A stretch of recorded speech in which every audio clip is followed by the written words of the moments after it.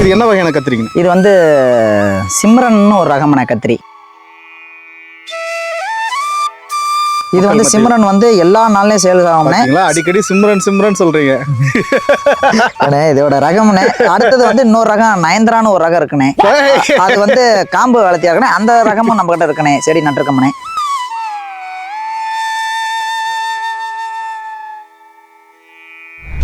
அண்ணனுக்கு ஒரே பொண்ணு பேரா கத்திரிக்காய் வச்சுட்டு இருப்பாருப்பா. வந்து இந்த கத்திரிக்கு வந்து எந்த மாசமுமே டைம் இல்லைனே. எல்லா மாசமும் இப்போ நட ஆரம்பிச்சிட்டாங்க இந்த சிம்ரன் ரகம் கத்திரிங்க. வந்து ஒரு 1000 செடி நட்டாவே ஒரு டன்னுக்கு பக்கம் ஆக்கிற மாதிரி வந்துருமே. 1000 to 2000 செடி நட்டாவே ஒரு டன்னுக்கு பக்கம் ஆக்கிற மாதிரி வந்துருமே. இது கொஞ்சம் நாங்கள் நடவு கொஞ்சம் தூர போட்டுக்கோமே. அப்போ தான் ஈல்டு கொஞ்சம் நல்லா வரும்னு.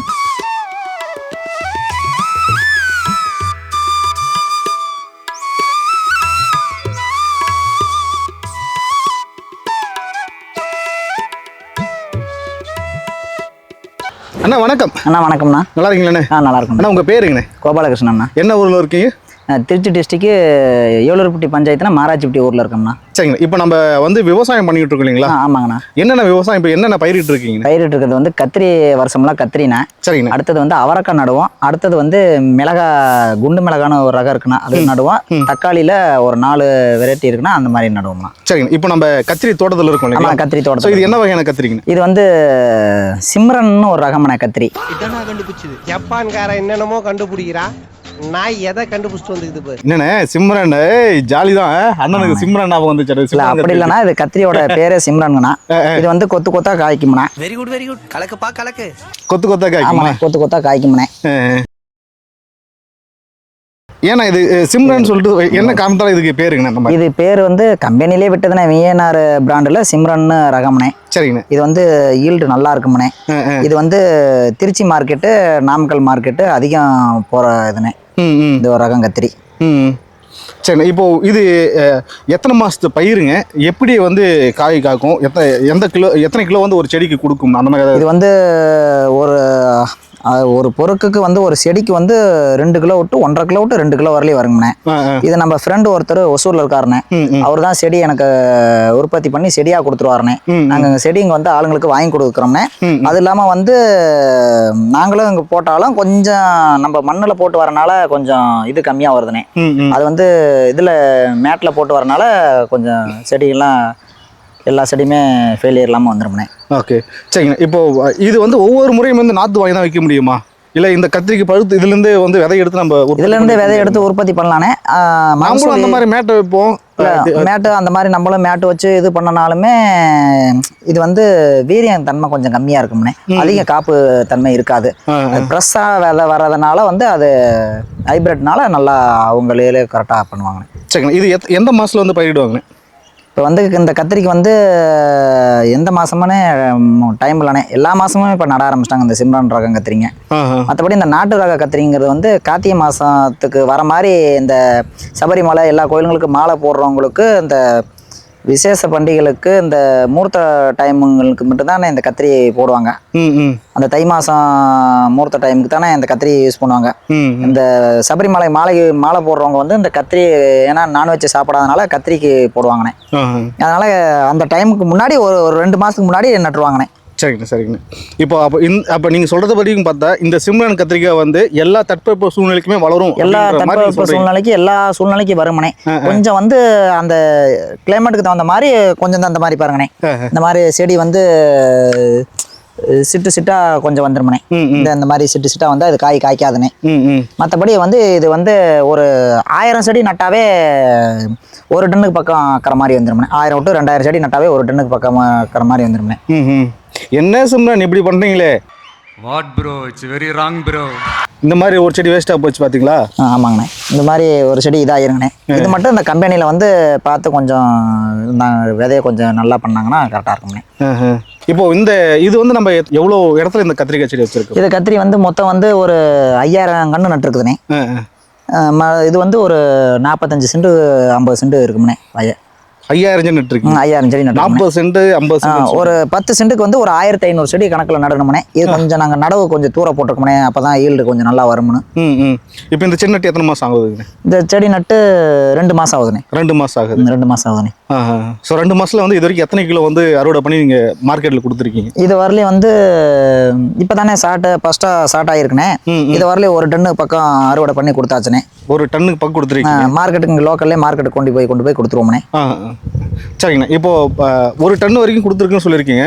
ஒரு செடியோட விலை என்ன? இது வரைக்கும் அறுவடை பண்ணதுக்கும் இது உழவு செய்ததுக்கும் நட்ட கூலி பறிச்ச கூலி அந்த மாதிரி ஏதாவது இது வரைக்கும் ஏதாவது ப்ராஃபிட் வந்துருக்குங்களா? இது வந்துண்ணே நம்ம வந்து பாக்கெட்டில் விதையா வாங்கி இதுங்கண்ணோம்னா 250 ரூபாண்ணே. பாக்கெட் விதையா வாங்கி நம்மளாம் பூமியில் போட்டு இது பண்ணோம்னா அந்த அளவுக்கு வந்து கண்ணு உற்பத்தி வராதுண்ணே. இது வந்து அவங்க கிரீன் மேட் மூலயமா போட்டு நம்மளுக்கு அங்கேருந்து கொடுக்குறனால ஒரு கண்ணு 50 பைசான்னு கொடுக்குறாங்கண்ணே. போது நாங்கள் அதை வாங்கி நட்டுற போது இப்போ 5000 கண்ணுக்கு அந்த அமௌண்ட் போட்டோம்னே. 3000 ரூபா 2500 அமௌண்ட் கொடுத்துருவோம்னே. அதும்போது நாங்கள் வாங்கி நட்டுறது வந்து கூலி நாடு மக்கள் கூலி வாங்குறது தானே. அது மாதிரி உரம் வைக்கிறது, இந்த மாதிரி நாட்டு மருந்து அடிக்கிறது, இல்லைன்னா மற்றபடி அதில் இந்த மருந்து அடிக்கிறது அதை பண்ணிக்குவோம்ண்ணே. சரிங்கண்ணா. இப்போ எத்தனை டன்? 1 டன் போட்டுருக்கீங்களா? இது வரலையும் 1 டன் போட்டிருக்கோம்ண்ணே. இது வந்து 2 மாதம் தானே வரும். 2 மாதத்துக்கு மேலே இது வராதுண்ணே. அதுக்கப்புறம் அடுத்த அதாவது என்னன்னா அறுவடைக்கு நமக்கு பலன் கொடுக்குறது 2 மாதம். ஆமாம், கரெக்டாக 45 விட்டு 50வது நாள் அறுவடைக்கு வந்துடும்ண்ணே. அதுலேருந்து 2 மாதத்துக்கு 60 நாளுக்கு வரும்ண்ணே. சரிங்கண்ணா. இப்போ மற்ற நம்ம நாட்டு கத்திரி, ஸோ பவானி கத்திரி, இந்த மாதிரி மற்ற கத்திரிகள்லாம் இருக்கு இல்லைங்களா? ஆமாங்கண்ணே. அதுக்கும் இதுக்கு எந்த அளவுக்கு வந்து காம்படிஷன் இருக்கும்? இது எல்லா நாட்கள்லையும் சேல் ஆகுமா? இது வந்து சிம்ரன் வந்து எல்லா நாள்லயும் சேல் ஆகும்ண்ணே. அடிக்கடி சிம்ரன் சொல்றீங்க. இதோட ரகம்ண்ணே. அடுத்தது வந்து இன்னொரு ரகம் நயன்தரான்னு ஒரு ரகம் இருக்குண்ணே. அது வந்து காம்பு வளர்த்தியா இருக்குண்ணே. அந்த ரகமும் நம்ம கிட்ட இருக்குண்ணே. செடி நட்டுருக்கோம்ண்ணே. அதையும் இப்போ வைக்கலாண்ணே. உண்மைதான் சொல்றீங்களா? இப்படி உண்மைதானே. நயன்தராவும் ரகம் இருக்குண்ணே. பாத்துங்க மக்களே, நயன்தரான்னு சொல்றாரு, சிம்ரன் சொல்றாரு. சரிங்கண்ணா. இப்போ இது வரைக்கும் எவ்வளோ இதுலேருந்து வருமானம் வந்திருக்கு 1 டன்ல சொல்ல முடியுமா? இதில் 1 டன் வருமானம்னா மார்க்கெட் நிலவரம்ண்ணே. ஒரு நாளைக்கு கிலோ வந்து ஒரு கேஜ் வந்து 30 ரூபாய்க்கு விற்குதுண்ணே, 25க்கு விற்குது, 20க்கு விற்குதுண்ணே. இந்த வரலையும் நாங்கள் ஆவரேஜாக ஒரே நாளில் 1 டன் கொடுக்க முடியாதுண்ணே. தினம் 100, 150, 200 அந்த மாதிரி 1 to 1 நாளைக்கு பொறுக்கிற மாதிரி இருக்கும்ண்ணே. அந்த மாதிரி டைமில் நாங்கள் அப்படி கொடுக்க முடியும்ண்ணே. இப்போ இது வரைக்கும் எவ்வளோ தொகை வந்தது சாமி? எவ்வளோ தொகை? 1 டன்னுக்குன்னா எப்படி சொல்றதுன்னா அது எப்படி வாயால தான் சொல்றோம். அட கொஞ்சம் சும்மா இருக்கியா, மனப்பாடம் பண்ணி ஓட்டிக்கிட்டு இருக்கேன். 10,000 ரூபா விட்டு 20,000 ரூபா வரலையும் எடுத்தாச்சுண்ணே. 1 டன் இல்லைங்களா? மொத்தத்தில் அதாவது எல்லா செலவும் போக சொல்றீங்களா? இப்போ இதை வரலையும் நான் இதுக்கப்புறம் தானே இனிமேல் தான் வருமானண்ணே. இப்போ தானே ஃபர்ஸ்டே ஆரம்பிச்சிருக்கு. ஓகே. இப்போ தானே 2வது பொறுக்கே பொறுக்கிருக்கு. ஸோ இதுக்கப்புறம் தான் உங்களுக்கு இன்கம், இதுக்கு தானே இன்கம் வரும்ண்ணே. இது எத்தனை வருஷமா இந்த மாதிரி காய்கறியெல்லாம் விவசாயம் பண்ணிட்டு இருக்கீங்க? நம்ம பாட்டா அப்பாவிலேருந்து அடுத்தாப்புல நானும் பண்ணிட்டு இருக்கோம்ண்ணே. சரிங்கண்ணா. இப்போ கிட்டத்தட்ட 40 50 சென்ட் நட்டுருக்குதா சொல்லியிருக்கீங்க. ஆமாங்கண்ணா. ஒரு 10 சென்ட்டுக்கு வந்து பார்த்தீங்கன்னா எத்தனை செடி சொன்னீங்க? 10 சென்ட்டுக்கு 1500 செடி கம்பல்சரி நட்டாகணும்ண்ணே. 2 பேர் நடணும். சரிங்க. 2.5 அடிக்கு கேப்புக்கு 2 அடி பாருக்கு 2 செடி நட்டாகணும்ண்ணே. சரிங்கண்ணா. இப்போ நட்டதுலேருந்து எத்தனை நாள் தண்ணி விடணும்? நட்டுறதுக்கு முன்னாடி நிலத்தை நட்ட உடனே நல்ல குப்பல் எருவு போட்டுருந்தோம்னே. சரிங்க. நட்டதுக்கு அப்புறம் வந்து தண்ணியை வந்து பார் இழுத்துறணும்னே. 2 அடி பார் போட்டுருணும். பார் போட்டதுக்கு அப்புறம் தண்ணி வந்து விட்டுட்டு பயிர் நடணும்னே. கூலியால் வச்சா பயிர் நட்டுறணும். பயிர் நட்டதுக்கு அப்புறம் இது பண்ணணும்னே. அதுக்கப்புறம் 2வது நாள் ஒரு தண்ணி. அதுக்கப்புறம் தளவு பிடிக்க 40 நாளைக்கு அதை பராமரித்து கொண்டு வரணுங்கண்ணே. கொண்டு வந்ததுக்கப்புறம் 40ஆம் நாள் விட்டு 50ஆம் நாள் காய்க்கு வந்துருமுனே. காய்க்கு இந்த மாதிரி காய் வந்துருமுனே. இந்த பாருங்கண்ணே, இதானே இது வந்து சிம்ரன்னே. சின்ன நயன்தரா வந்து அங்கிட்டால் இருக்கணே, அந்த பக்கம் விட்டு இருக்கணே. ஓகே. சரிங்கண்ணா. இப்போ சிம்ரன் வந்து அறுவடைக்கு இருக்காங்க. தயாரில் வந்துகிட்டு இருக்கணே. நயன்தரா இன்னும் தயாராகலை. இல்லை, நயன்தராவும் வந்துகிட்டு இருக்கணே. இதே பாட்டா வச்சிருக்கோம். ஓகே. நயன்தரா பார்த்துலாமா? பார்த்துலாமே. ஆனால் இப்போ நம்ம வந்து சிம்ரன் பார்த்துட்டோம். அடுத்ததான் வந்து நயன்தாரா பார்க்க போறோம் இல்லைங்களா? ஆமாங்க. ஸோ நயன்தாரா வந்து அதே சேம் காய் தானே, அதே சேம் கலர்ல தானே வரும். இது வந்து காம்பு தன்மை வந்து கொஞ்சம் லென்த்தா வரும்னே. பசன்னு வரும்னே காம்பு தன்மை. இது வந்து காப்பு வந்து அதுல வந்து ஒரு 10 காய் இருக்குன்னா ஒரு 7 காய் ஒரு 6 காய் தானே இருக்கும். அதுக்கு மேல இது காய் கம்மியா தானே வரும். அதுக்கு நம்ம சிம்ரனே வச்சுட்டு போலாமே. சிம்ரனே வச்சுக்கலாம். இது கொஞ்சம் காம்பு கொஞ்சம் லென்த்தா இருக்கும்னே.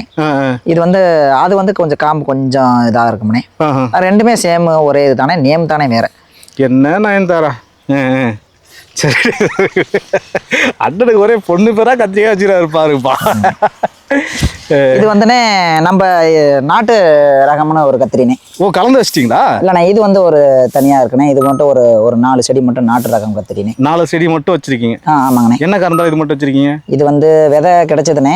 அதனால வந்து இந்த நாட்டு ரகம் மட்டும் வீட்டுக்கு யூஸ் பண்ணிக்கலாம் அப்படின்ட்டு ஒரு ரகமாக கிடைச்சது. அதனால நாட்டு ரகம் மட்டும் கொடுத்தாங்கண்ணே. நாட்டு ரகம் மட்டும் வீட்டுக்காக வச்சிருக்கீங்க? வீட்டுக்குங்க இல்லைண்ணே, எல்லாத்துக்கும் தேவைப்படும் போது யூஸ் பண்ணிக்கலாம்னு.